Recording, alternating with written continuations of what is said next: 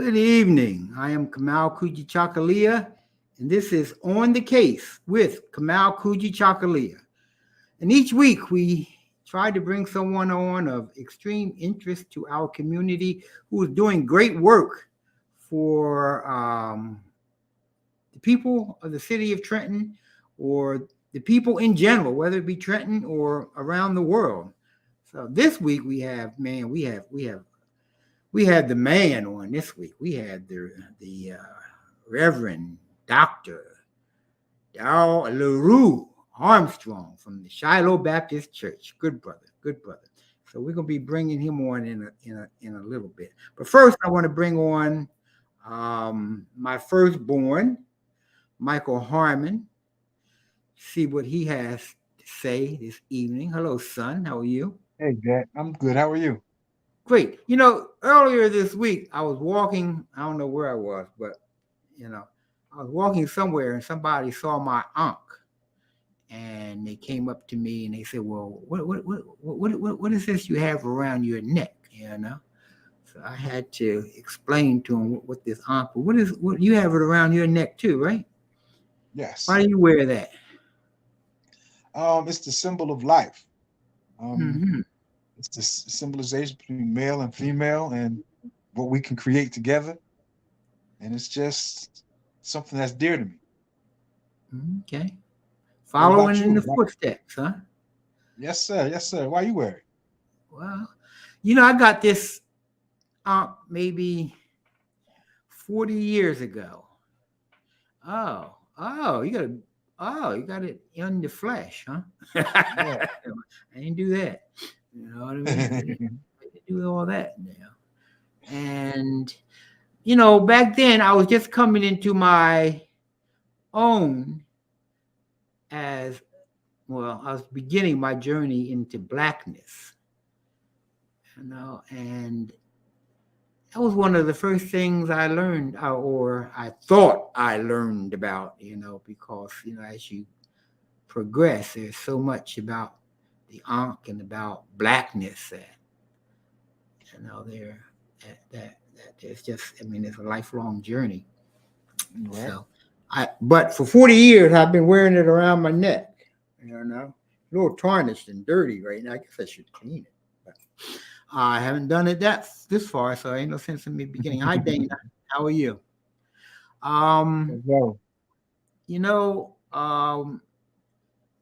What were we discussing? We were discussing mental health, right? Yes. Yeah. Okay. Well, I don't have anything. I'm a bit burned out on mental health right now. I'm gonna let the right doctor tell us about himself. Bring him on.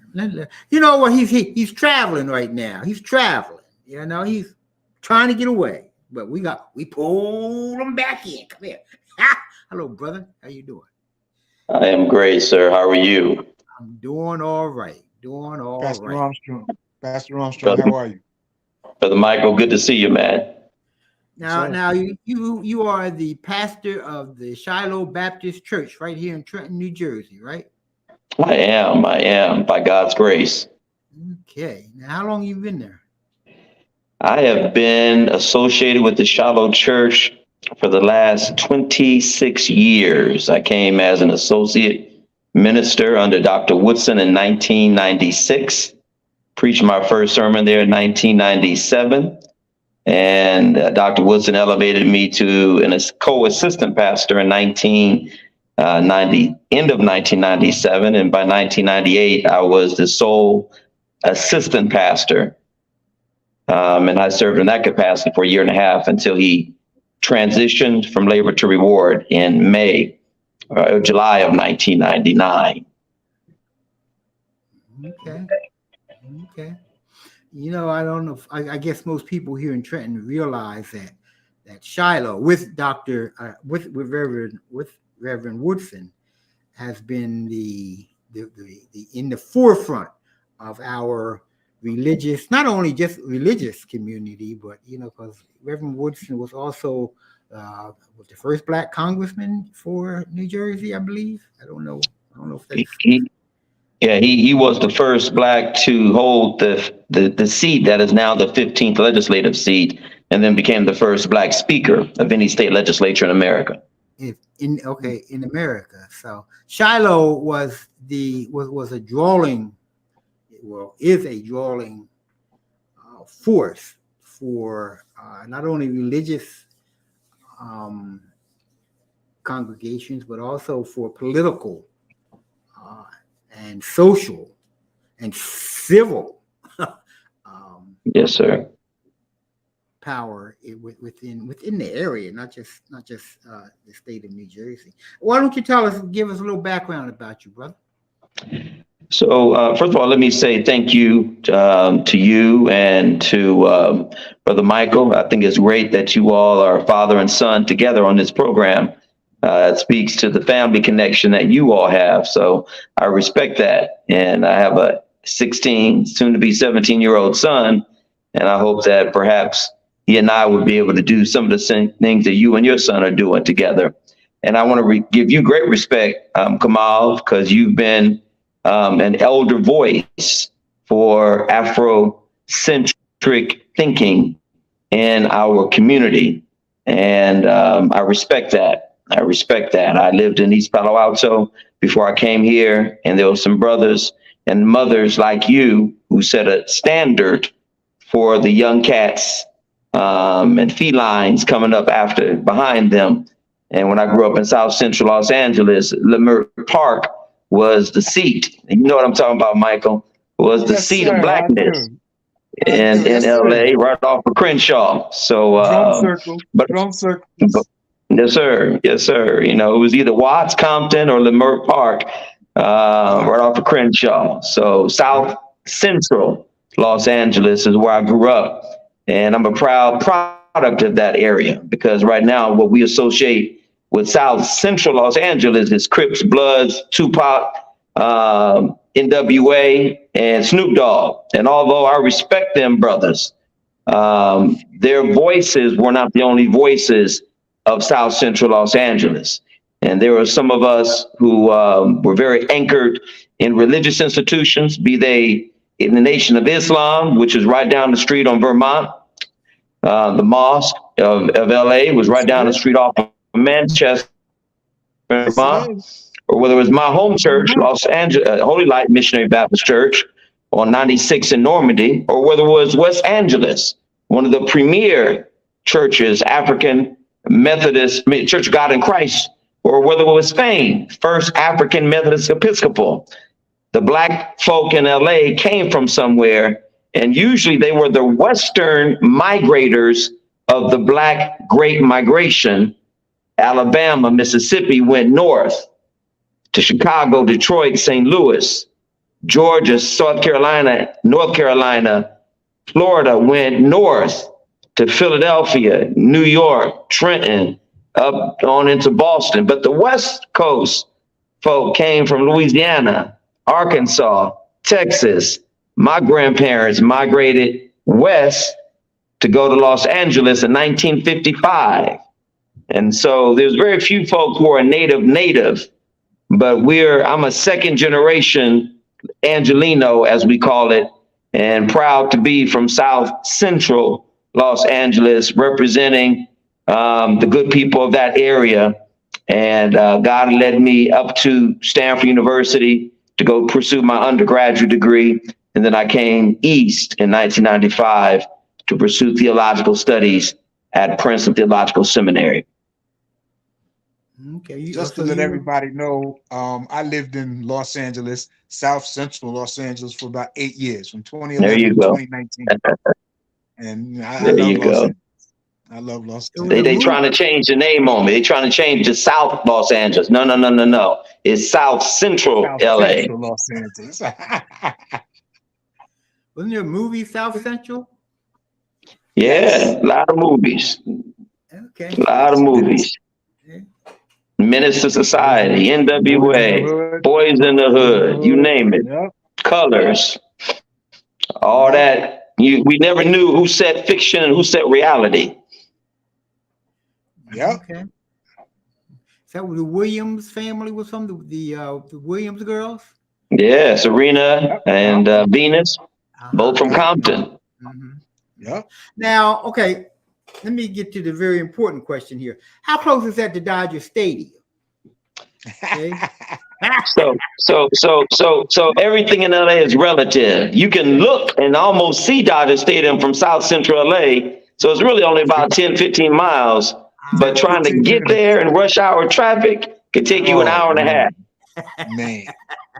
I went to a Dodgers game and it took me about an hour and a half to get there. But once you got there, it's a beautiful spot. Yeah, it's up in the hills, nestled up in the hills. Yep. You know, I grew up a Dodger fan, and of course it broke my heart when they left Brooklyn. Yeah. It's always been my desire to get out there to Cheverus Ravine just once, so I can sit on the sideline and go, Dodger blue.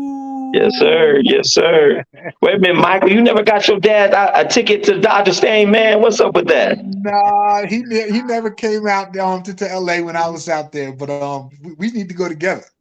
Yes, sir. Let me know when y'all going. I'll join you. All right, yes, all right. And Al, Al wants to go. Al's a dyed in the wool Dodger fan. He still is. I used to be. But Al, one of our producers, is hooked. He's hooked. He watches the games and stuff. And listens to it. Any team that gave Jackie Robinson a chance, and they did, that's right, has my respect. And I grew up in LA, but I would have been a Dodger fan no matter where I grew up because of what they did for Jackie Robinson. That's 42. Right. That's right. 42. So, brother, what led you to become a minister? Sister Slaughter, thank you for your runway commendations. Listen, I never envisioned being a pastor or a minister. I grew up in the church since I was 8 years old and gave my life to the Lord Jesus when I was 12. So church has always been a part of my being. And when I went to undergrad school, I thought I ended up majoring in public policy, and I thought I would go into government, do some work in the public sector. And I got involved with an on-campus Christian organization called InterVarsity Christian Fellowship. And we did some short mission projects in Tijuana, Mexico, Jackson, Mississippi. The summer before my senior year, some of my friends wanted to up the ante and go to South Africa. And they invited me to go with them in December of 1989. Ooh. And if you know the time frame, apartheid was still the rule of the land. And so I said unequivocally, no, I'm not going to be the only Black student at 20 years old going to apartheid South Africa. No, count me out. I went home for Christmas break that Christmas of 1989. And the Lord dealt with me and reminded me of an article I read in junior high school where I wanted to go to South Africa. And here's God giving me an opportunity. And so I came back in January of 1990 and said, count me in. Little did we know that in February of 1990, Nelson Mandela would be released from a 27-year imprisonment that started the fall of apartheid. And my team and I went and landed in Cape Town, South Africa in June of 1990, 3 months after Mandela was released. For the next 2.5 months, we traveled the breadth and depth of that beautiful country.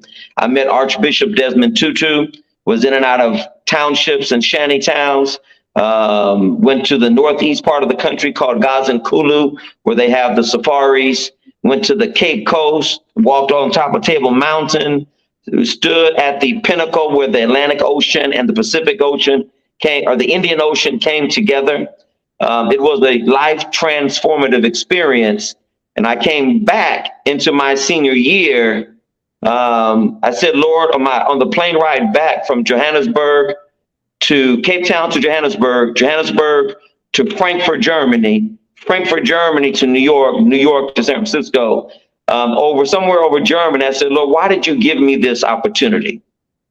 And God said, I heard God say on the plane ride, 34,000 feet in the air, let go of what you want and follow what I want for you. And that for me was my call to ministry. And I came back senior year, talked to the first Black associate dean of the chapel at Stanford University, the Reverend Floyd Tompkins Jr., told him I felt this experience. He said, you're called. And if you're called, a call to ministry is a call to preparation. You've got to go get some theological training. You're not going to be a jackleg preacher. And so he steered me in the direction of seminary. I never heard of a seminary. I didn't know you're going to get a post-baccalaureate master's degree in theology and religion. And so I came to Princeton in 1995, ready to pursue a PhD in ethics. That was my hope. And God said, nope. He gave me an opportunity to serve as the interim pastor at the Nubian Baptist Church. And that changed my life again. And I fell in love with pastoring and shepherding God's people. And so that's my journey from public policy at Stanford to shepherding God's people in Trenton, New Jersey. Okay, man, that's quite a journey. That's interesting. And that's the first time I think I've heard someone's getting the call. They're calling, because there are a lot of people out there who think they got what they call the GP. It says go preach, but really it'd be go pick cotton or something. You know what I mean? But these people, they have the desire and the love to go out there and tend to the people also. Do you think their so-called calling is every bit as important as like yours? Well, there's a saying in our circles, some are called, some are sent, the other just got up and went. And the notion is everybody who bears the title may not actually have heard the calling. And so the Bible tells us you got to be aware of wolves in sheep clothing. Just because you got a title and you can sing and preach doesn't mean you've been called. And so I'm a big believer that everyone who submits themselves under a religious teacher have to do their own investigation about that religious book, whether it's the Quran, the Torah, the Gospels, the Ling scriptures for Buddhists, the Vedic scriptures for Hindus. You got to make sure you know the scriptures for yourself and don't just listen to what somebody's telling you, because the Bible also says in the last days, people will set up people who give them sweetness in their ear and make them feel good, but it may not be what they need to hear. And so I don't ever criticize another pastor or preacher, but I always tell the members, you make sure you are careful under whose leadership you submit yourself. Okay, that's good advice. Now, Shiloh has many ministries. Well, not many, but many ministries. Could you tell us about some of them? Absolutely. Thank you for that question. When I came to Shiloh in 1997, there were dozens and dozens of ministries, but they weren't necessarily coordinated in, I should say they were coordinated under two main arteries. One was Christian education. The other was missions and evangelism. Dr. Woodson, as you rightfully said, was a leader among leaders. He was called the Pope. And if ever there was a Black religious leader in New Jersey who commanded the respect of a papal leader, such as in the Catholic Church, the late Reverend Dr. Samuel Howard Woodson Jr. did that. And so once when I came, I fit into that structure. I was actually minister over missions and evangelism. And then when I became the only assistant pastor, and then when I was later called to be the pastor, we created a sevenfold structure, ministry structure. At the top of the pyramid were the servant leaders maybe I should invert it. It's at the bottom of the pyramid were the servant leaders, the deacons, the deaconess, the trustees, the trustee aides. Those are the executive fiduciary officers of our church, and really any church. The state has to hold somebody accountable to serve as trustees. And so in our church, it's all deacons and all finance officers and all trustees as the trustees of the church in the state's eyes. And then above that are ministry departments. Missions and evangelism is one ministry department. Liturgy, praise, and worship, a second ministry department. Missions and evangelism, a third. Christian education, a fourth. Congregational care, a fifth. Infants, children, youth, and college ministry, a sixth. And then the seventh ministry in that fold is something we call adult life ministry, which really is our biggest ministry because it encompasses all men's activities, all women's activities, all marriage activities. So we like to think we have something for everyone in the community, from cradle to grave, from beginning of life to the end of life. And if it's not there, our Constitution says that the pastor and the leadership has the ability to create whatever ministry is deemed necessary for the advancement of God's church. And so I always tell folk, if there's a ministry that doesn't exist and you feel that you have an aptitude for it, let us know. You would be able to create it. And I'll give you case in point, our Stitch and Time ministry. They literally love to stitch and sew and crochet. And so I asked them, well, why don't you start knitting or crocheting blankets for newborn babies when we bless babies? And to this day, every baby blessed at Shiloh gets a hand-stitched crocheted blanket by the members of the Stitch and Time ministry. Okay, that's great. That's great. wonderful. You know, now, do you have a ministry that goes to Haiti? We do. That fits under our missions and evangelism ministry. So there's home missions, what we do in Trenton, what we do in New Jersey, what we do in Mercer County, and then there's foreign missions. And we have 7 international ministry partners, the oldest of which is Harmony Ministries in Port-au-Prince, Haiti, but we also have a church in Ethiopia that we support, a school in Ethiopia that we support. We have a church in Liberia that we support. We have a family in Kenya that we support, a school and a family there. And we've got ministry partners in Ghana, Nigeria, and South Africa. But Haiti is our oldest ministry. And get this, Kamau, in the 90s, the late Mother Stewart got on a plane in the 80s. She got on a plane and she was in her 90s. And she went to Port-au-Prince to start a school and a chapel for Haitian children in Cité Soleil. And to this day, we support that ministry. And it was there that we landed literally in January 12th, 2010, just hours before the earthquake. Really?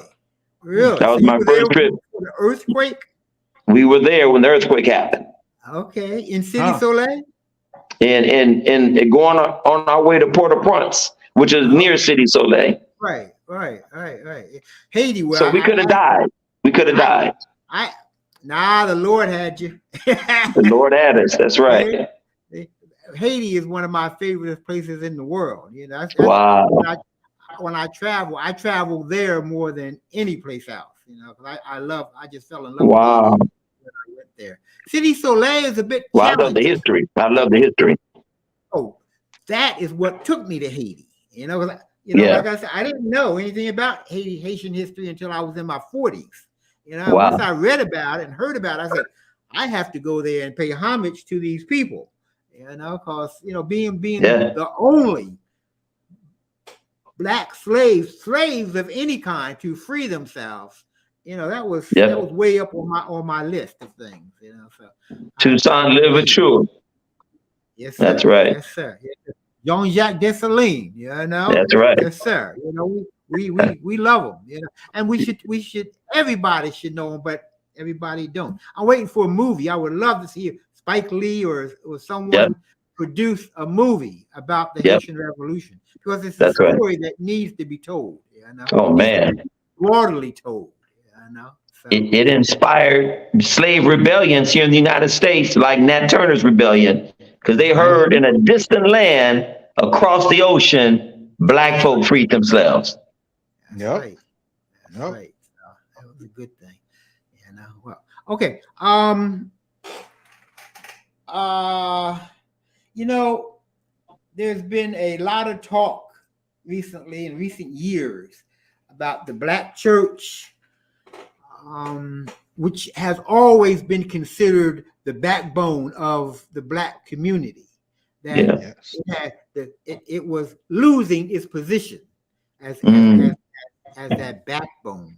Is that how you take it, or tell me? Well, you know, famed author and MSNBC contributor over at Princeton University, our dear brother, who is the head of Black Religious Studies there at Princeton, he wrote an article entitled, "Is the Black Church Dead?" And, you know, that article reverberated and really, as you said, it begged the question, what is the continued relevance in the 21st century of the Black church? I would dare say that the Black church still is as relevant today in the 21st century as it was in that inspired our people and gave them a sense of cohesion in the face of cruelty unimaginable. And so, you know, for me, the Christian church, whether it's in America or Africa or Asia, is a liberationist church. Jesus was a liberationist. Thank you, Dr. Eddie Glod, for Sister Dana, for reminding me, our dear brother at the Princeton University, who wrote that article, "Is the Black Church Dead?"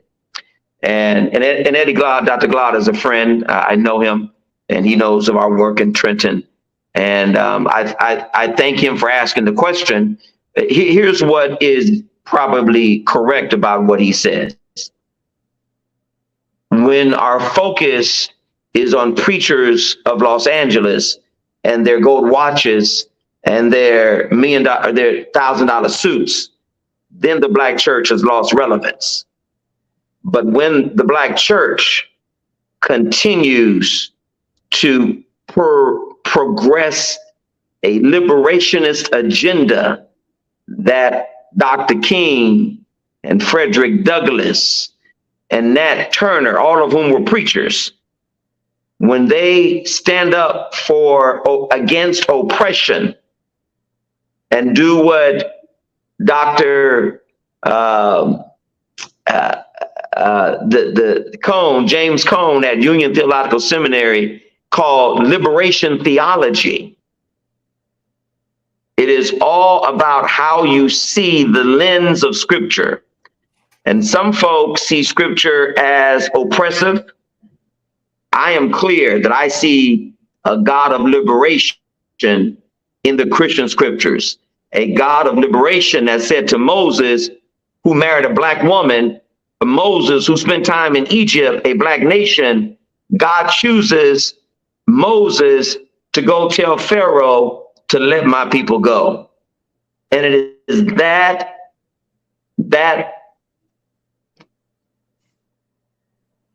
transformative agenda that is still relevant today.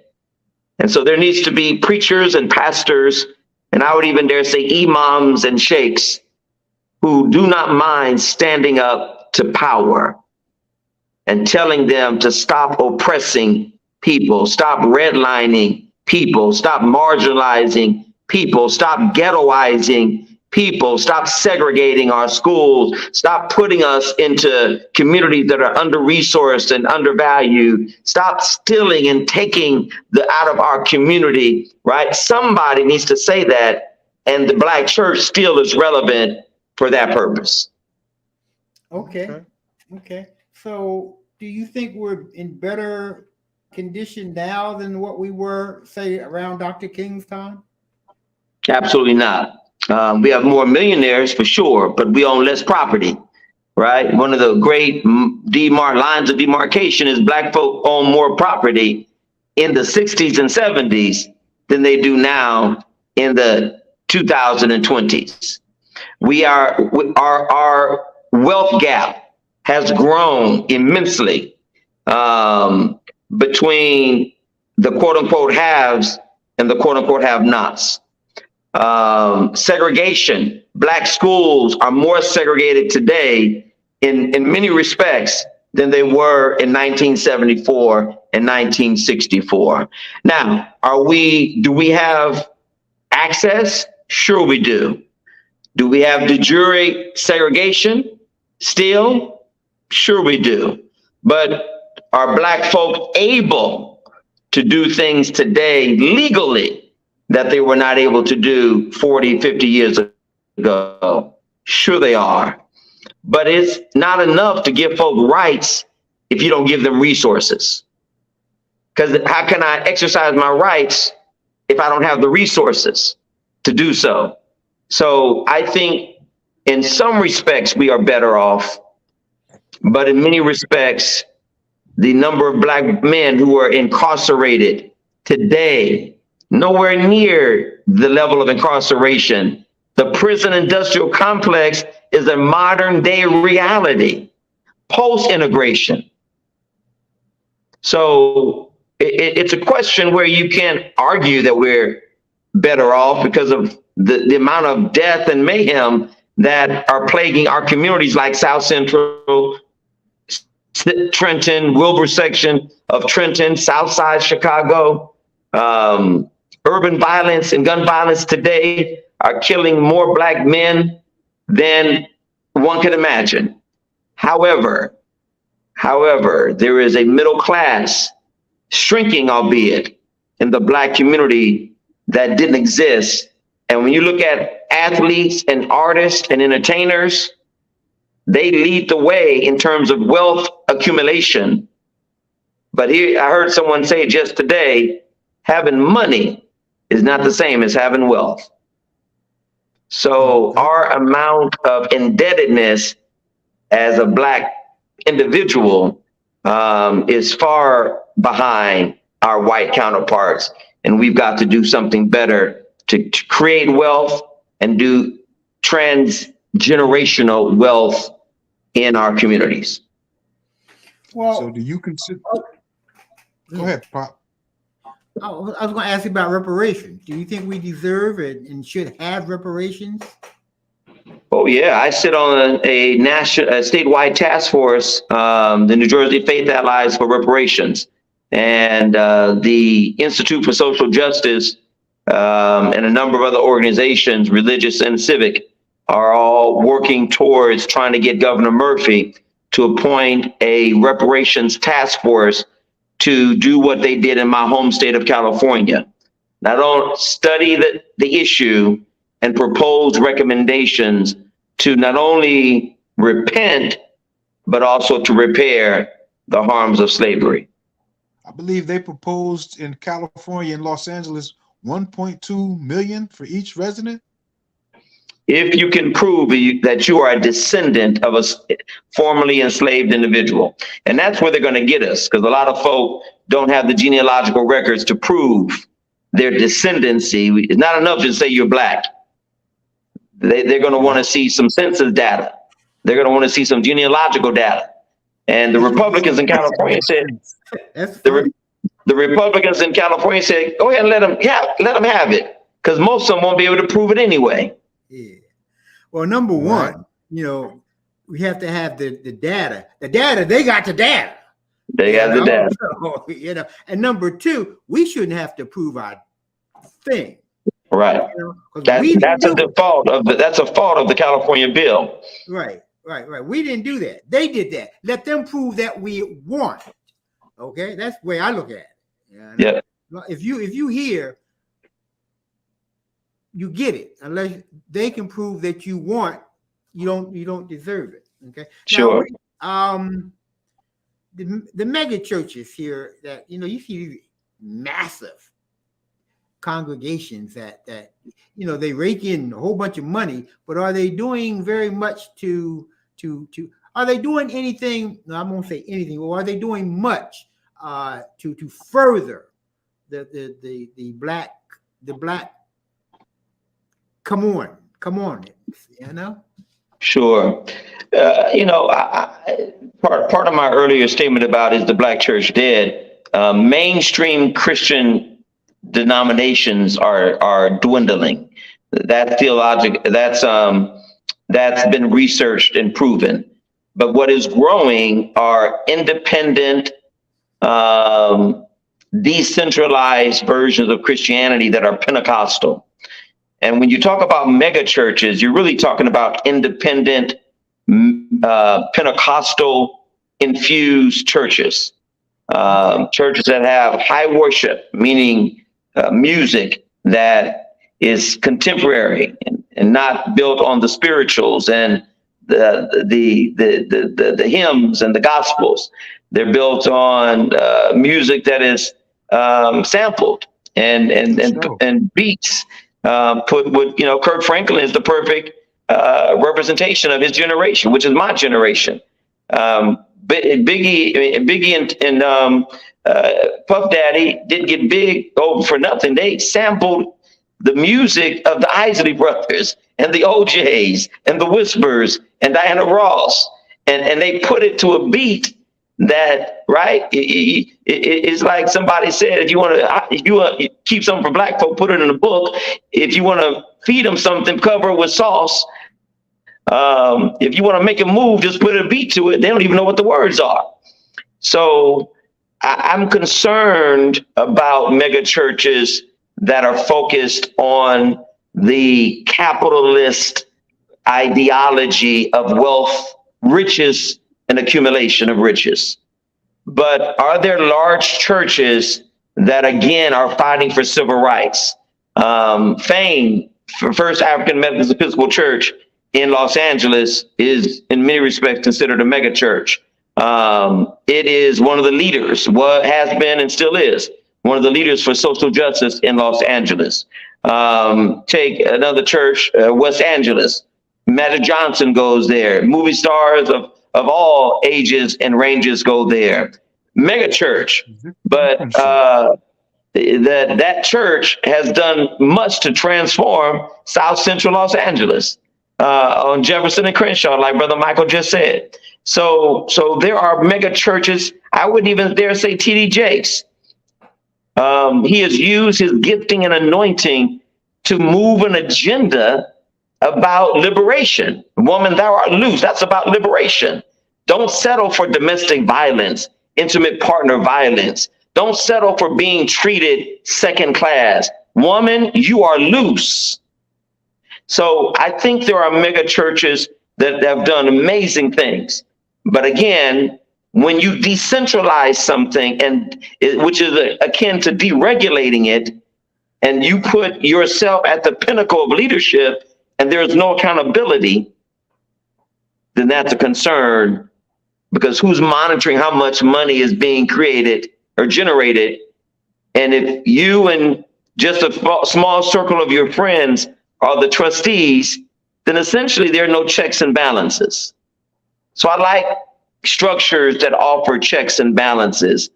Nothing wrong with wealth accumulation, but is it helping to transform? Pastors should not be driving cars that cost as much as houses.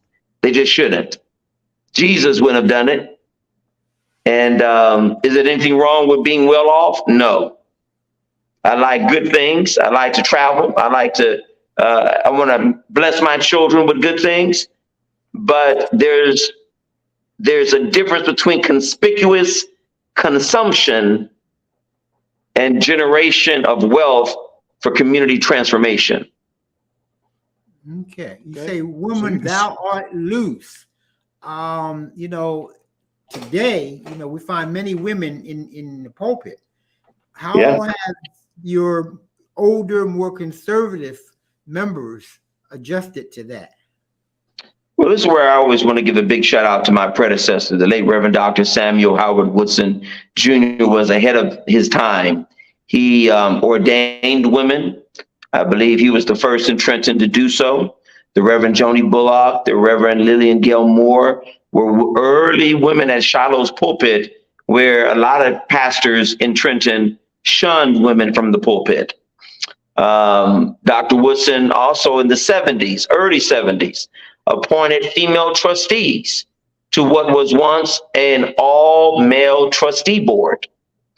And Ethel Williams, the late Ethel Williams, who was 105 when she died, she was one of those early trustees that integrated and broke the stained glass ceiling, as I like to say, at Shiloh. Now, to be sure, there are still denominations and many Black churches that have a prohibition against women in ministry. But they will also be the same to tell you their churches wouldn't exist if it wasn't for those women sitting in those pews. That's right.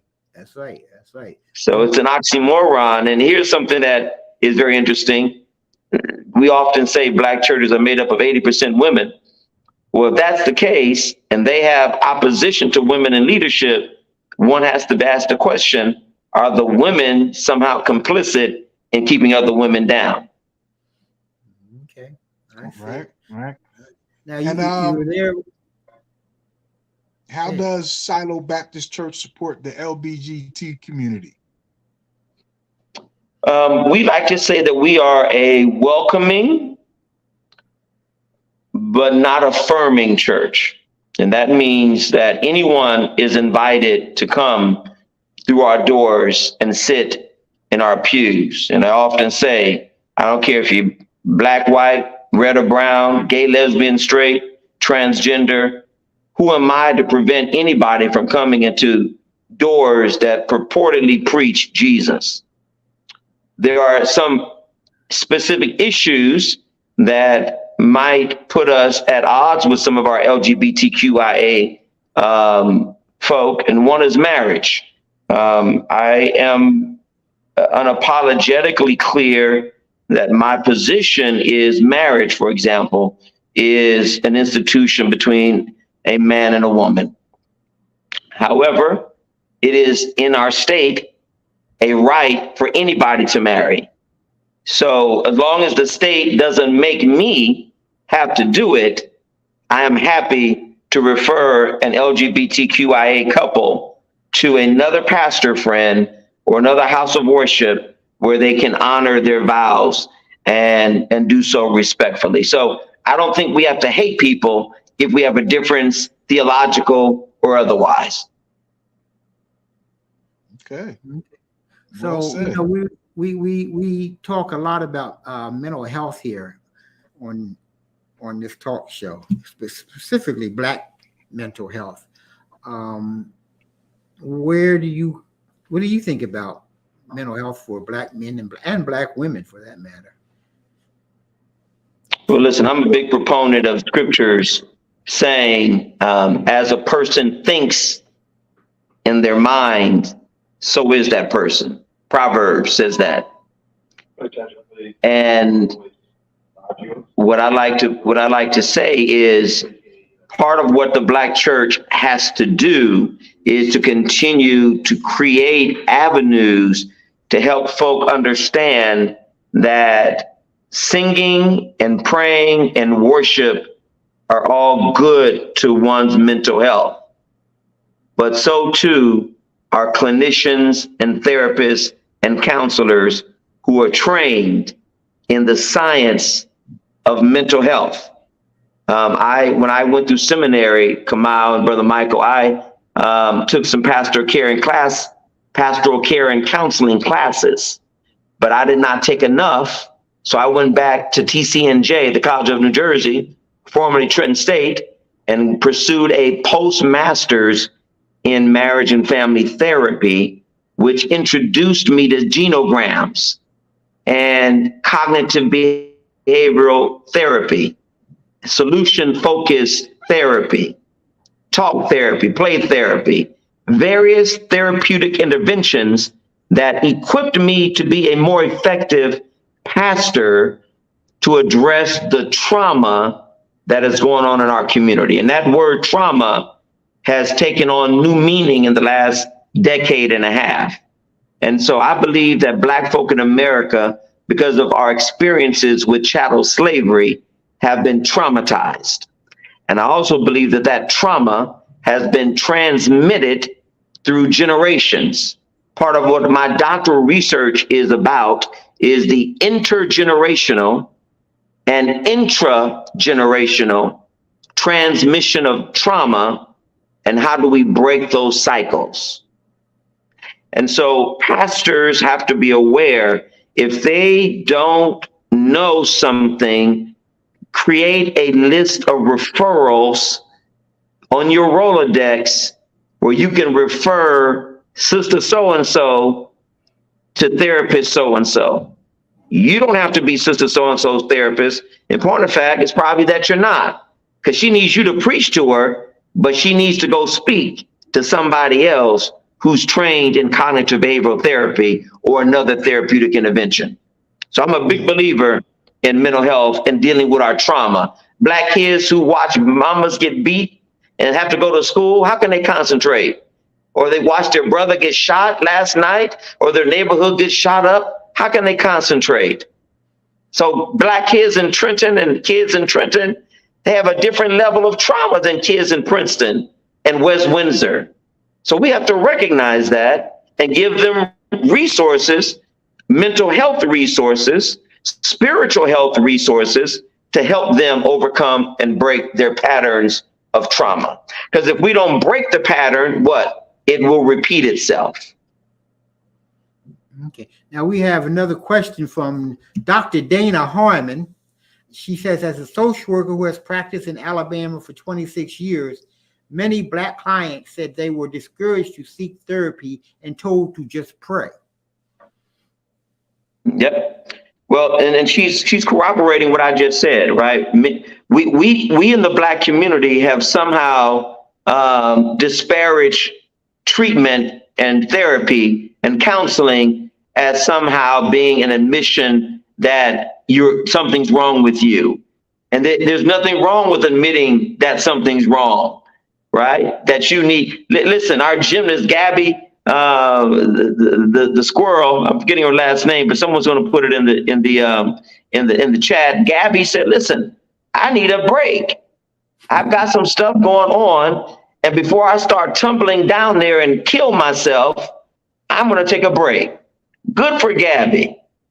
And the swimmer, Michael Phelps, said, listen, the tennis star, the Japanese young lady, absolutely. Osaka. So these athletes are getting the right message.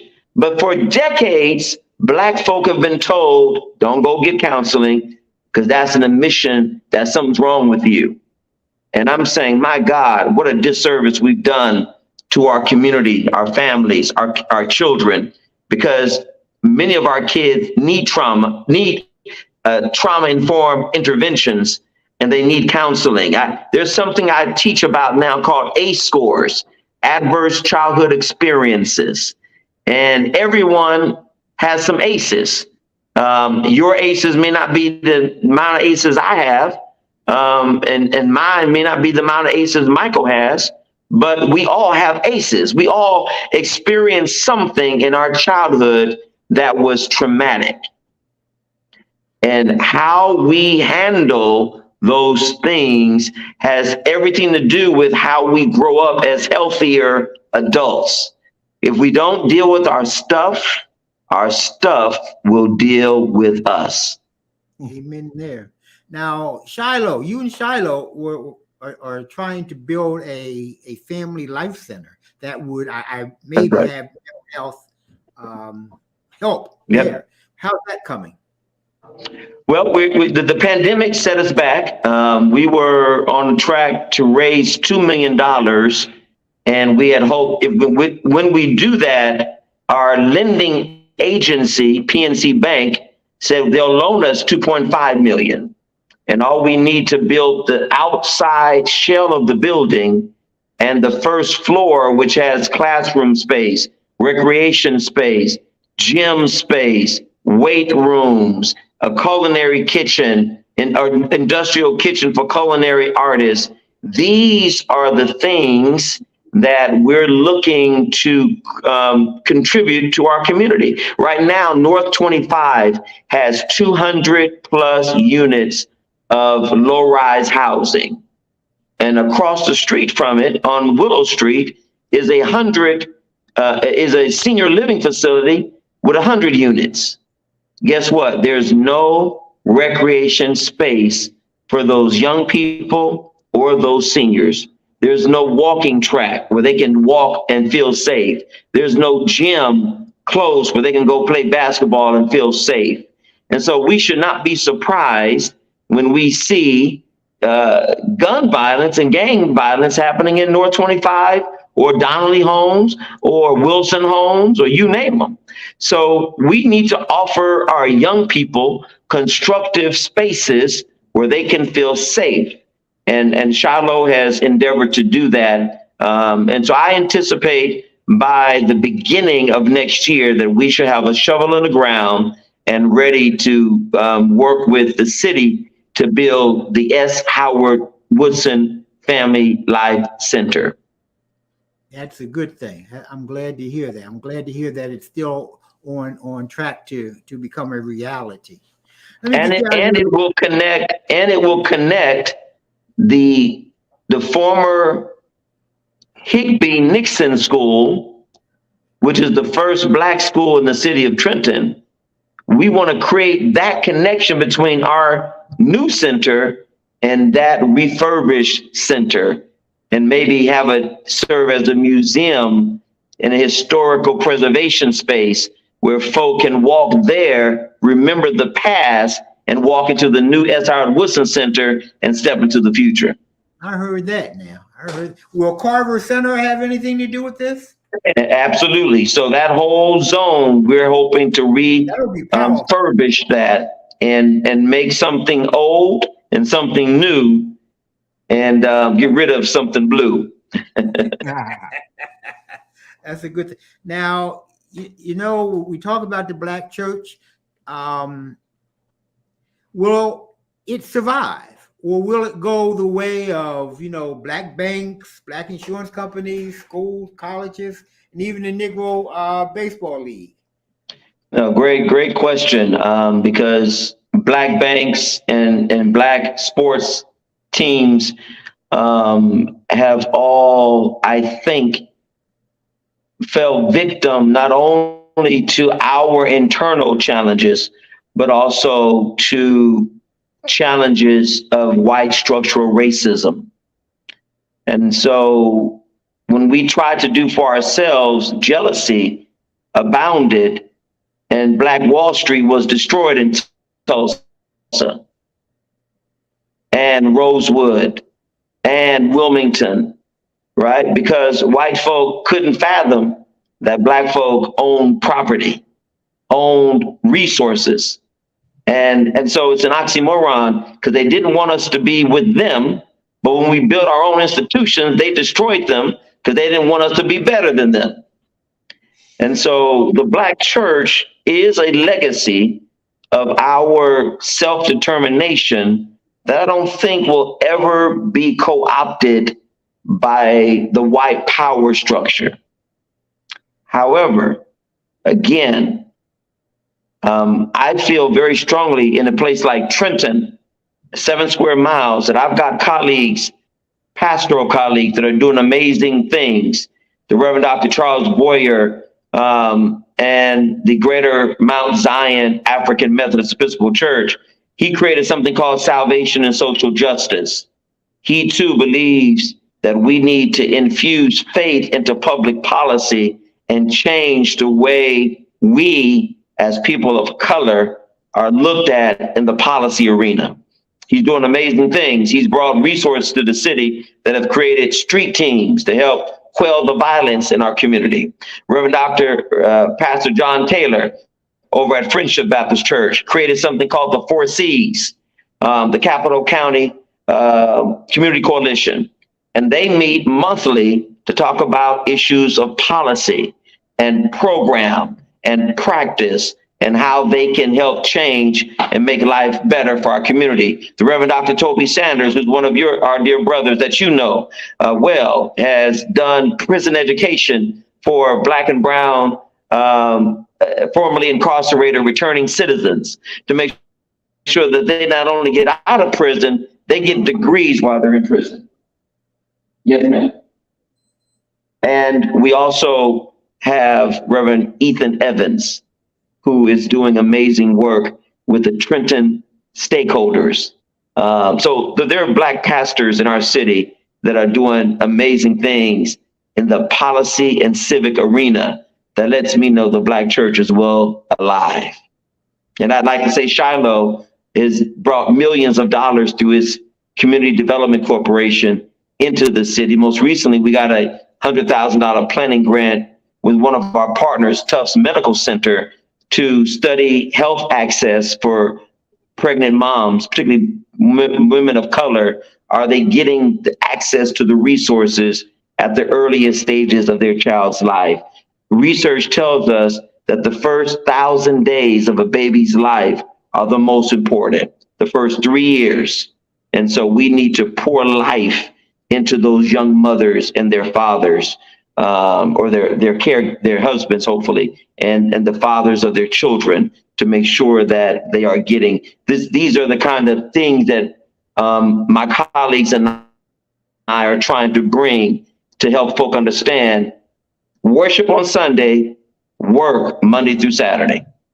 I heard that there, brother. I heard that. Well, man, thank you. Thank you very much for being here with us today. I know you're very busy, and we really appreciate the time that you've given us and you've given to the people who listen to us. Okay. Well, listen, I am honored, Elder Kamau, and as I've said, you know, I'm on right before your show from 7 to 8 every Thursday night. You're 8 to 9, so I look forward to having you on A Seat at the Table. We started that in October of 2020. And we're now well into our 130th broadcast of A Seat at the Table. And we're excited that there are other podcasts and broadcasts happening, such as yours. So we like to extend the hearty invitation. You've already said yes. We just need to find the date where you're going to come on from 7 to 8. And then I'm going to promote what you're doing from 8 to 9. That is outstanding. A Seat at the Table comes on from 7 to 8. 7 to 8. We come on from 8 to 9. And hey, let me tell you what, there are other podcasts that have started since we've started and others that have been here even before we do. There are a lot of things going on in Trenton. So, you know, it's exciting. It's invigorating that we have the brain power that is going on. Go ahead. I'd like to give a shout out to Wayne Till, who is my, you have your sister, Brother Wayne. I know he if he's not listening right now, he will listen to this, because we're going to re-air this broadcast with your permission on our show, maybe next week or the week after. And Wayne Till has been one of those original podcasters behind the scenes when he started a show after the Million Man March. That's right. That's right. Long time ago. Big shout. That was 1995. That's right. Give my love to my brother. I haven't seen him in years. I will let him know. Okay. Very good. We appreciate your being here. And you have a good trip. Thank you, sir. We definitely appreciate you. Thank you for being here. Glad you could spend some time with us, and we're looking forward to seeing you again. And I look forward to getting out to LA with your daddy and taking him to Dodger Blue and watching the Dodger Stadium from the ravine. That's right. Yes, That's sir. right. Have you been there? Oh yeah, I grew up many times. Okay. I just wanted to go once. That's all. We're gonna get you there. We're gonna get you there. All right, brother. Take care. Love you. God bless you all. Take it easy, Brother Darrell. Pastor Armstrong. Hey, that was outstanding. Outstanding. Yes, it was. You know, Yes, it I love was. brothers and sisters in this town, man. I love them. I really do. Because they, like he said, he's been here, what, 27 years? He didn't put in some work for 27 years. Yes. You know? Yes. That's a lot. That's a lot of years to be working for people, especially black people. You know, black people can be some evil motherfuckers. You know that. I don't know what you're talking about. I don't know what you're talking about. I love my black people. I love them too. Lord knows I love them. Lord knows I love them. He's from Los Angeles. From Los Angeles to Trenton, New Jersey. Lawrence Township to Trenton to Los Angeles. Back to Trenton, New Jersey. I want to give the my people out there, you know, we want you to come on a show. Get in touch with us. You know, all you gotta do is leave a comment or what do you call it? DM us or something, and let us know that you want to be on the show. You know, that you have something you want to say, because we want to hear it, and there are thousands of people around that need to hear what you have to say. Okay. You can also contact me personally. Call me up on my phone, 323-425-1583. And I'll gladly set you up on the show. What was that? 323-425-1583. Give me a call and I will gladly set you up for a time slot on the show. There you go. There you go. So, you know, please, you know, we're not some people think that we pick and choose and don't want this person and do want that person. Nah, we want everybody, because we think we know that everybody is doing very important things in their circle, you know. So give us a call. We want you. Okay, son, it's been a great night. That man, he invigorates me. I ought to go to church. Almost makes me want to go to church. Shit. You know? Huh. I hear you, Pop. You know, Liz, cousin Liz, she goes to Shiloh. You know? Oh, really? Yeah. She ain't never made me want to go to church, you know. Pastor Armstrong does, huh? Yeah, I love that brother. I've loved him ever since he's been in town, you know. Okay, so next week, who we got? Oh, Pop, don't. Oh man, I did not look it up. Did not look it up before I got sat down. I did not do my job. I did not do what I was supposed to do and look up who we have next week. Is Charlene Walker, Executive Director of Faith in New Jersey. Sister Charlene. Okay. Sister Charlene Walker. Man, I got some relatives named Walker. You know, maybe she's a relative, you know. It's quite possible. Good. She's Executive Director of Faith in New Jersey. I guess that has to do with the church too, right?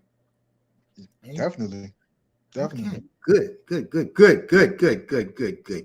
Okay, so I'll see you next week, right? Yeah, you'll see me tomorrow, but yes, we'll see you next week too. Okay, that's a good thing. All right, Charlene Walker is going to be our next week guest. God bless everyone. See you next week, 8 o'clock on The Case with Kamau Kujichagulia. On The Case with Kamau Kujichagulia. Peace. I want to say thank you to everybody that helped put this together and everybody who's watching. Thank you very much. Love you. Al, Sean. There you go.